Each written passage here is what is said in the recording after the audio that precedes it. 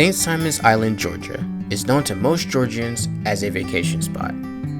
Its beaches and atmosphere have drawn more and more people to its beautiful location. While most people associate this island with fun and relaxation, to natives, St. Simon's Island is home. The Harrington community at St. Simon's Island is especially significant because it is home to the Harrington School.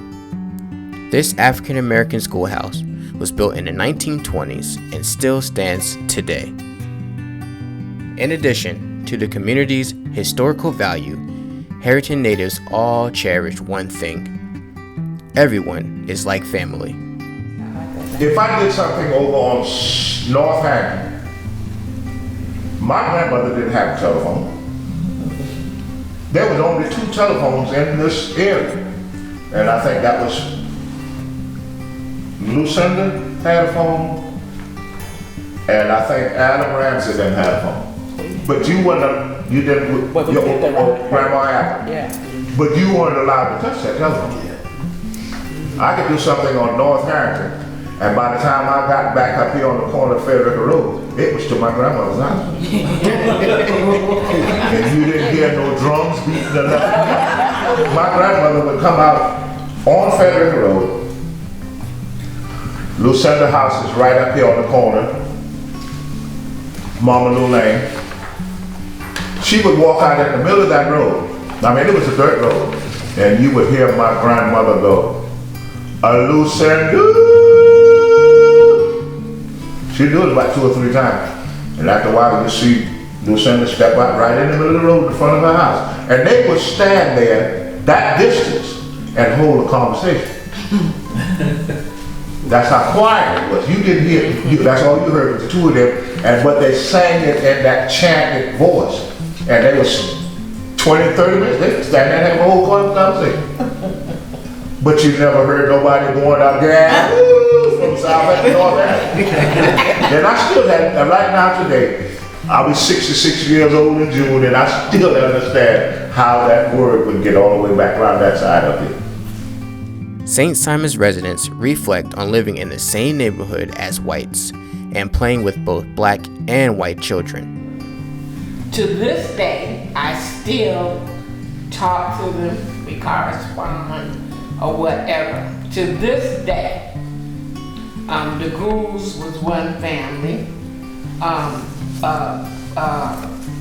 Buckingham was another family. Those are the 2 that I'm still talking to because they haven't moved away. And of course, I had older siblings. They went to the service with some of these fellas.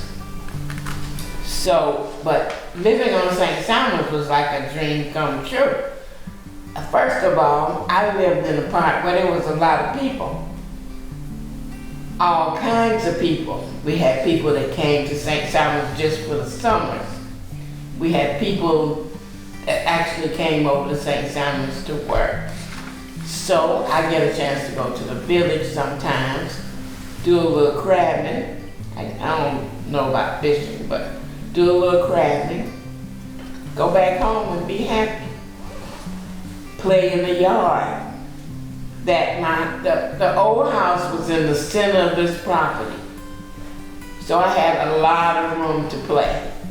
And a lot of room to invite other people over to play with me.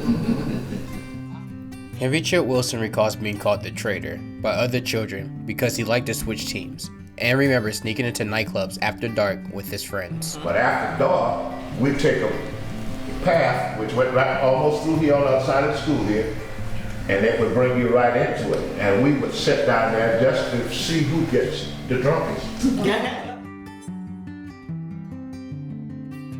St. Simon's is always, to me, everybody knew everybody. I mean, walking home and you need a glass of water, you can stop and ask somebody for some water. Or go in their yard and drink some water.